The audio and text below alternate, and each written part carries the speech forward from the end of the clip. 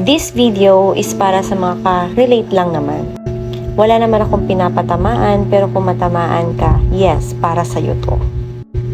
Kapag yung partner mo may ginagawang isang bagay na ayaw mo, pero hinahayaan mo, ibig sabihin nun, tinotolerate mong gawin niya yung sa'yo kahit na ayaw mo. At alam niyang ayaw mo, pero ginagawa niya sa'yo. Ay, naku girl. Itigil mo yan. Itigil mo. Kasi sino ba naman ang papayag ka lang ng ganun-ganun lang? Pag-usapan nyo agad-agad, huwag nyo nang patagalin. Mahirap patagalin kasi pag pinatagal nyo yan, mas lalala.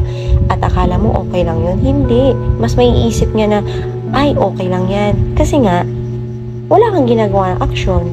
At nakikita niyang, okay lang yung ginagawa niya sa'yo.